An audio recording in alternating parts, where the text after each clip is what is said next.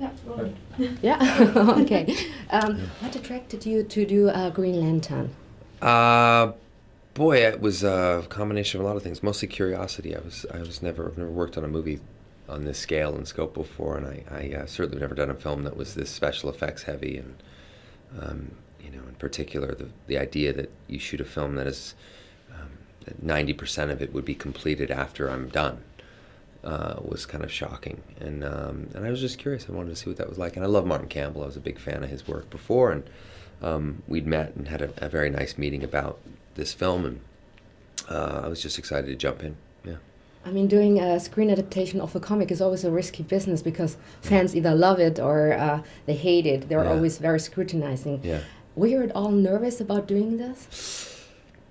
You are at the beginning, and then you're working. I mean, it becomes a working set like anything else, and it's a lot of problem solving, and it's a lot of huddling up and spending time together and trying to solve these sorts of problems. So, no,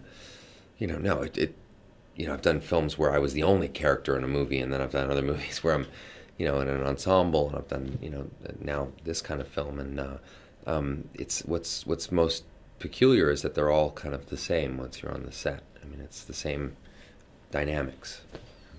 Hal has to overcome his fear. What kind of fear do you have to overcome?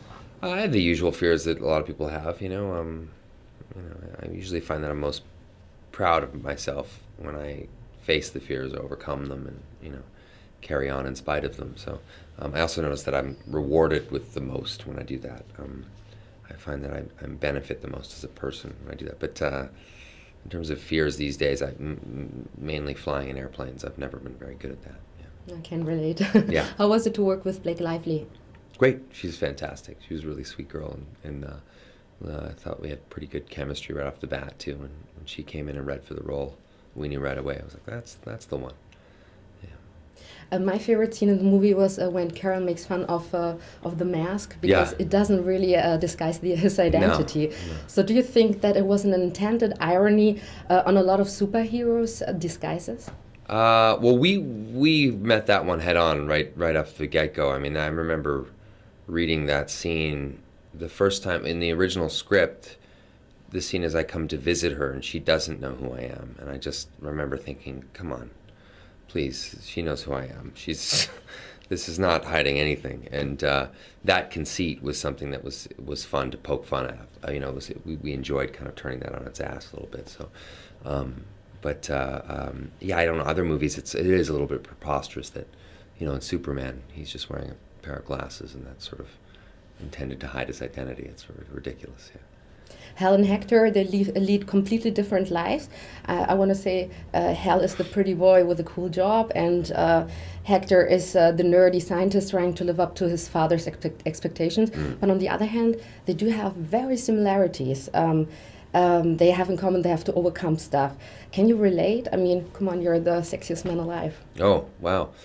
Those are that silly title notwithstanding. I think everybody can relate to that. Everybody is dealing with their own. Everybody's carrying their own little bag of rocks around with them every day, and everybody's involved in their own quiet battles. And the more we remember that, the more compassion we have for other people. But in terms of the film, yeah, Hector and Hal, they both have daddy issues. I mean, they both got some pretty significant challenges that are lurking around them, and I think that there's a odd respect that they have for each other in the film too. I think that they actually sort of enjoy each other on some level. Do you still know the Green Lantern Oath by heart? Well, of course, yeah.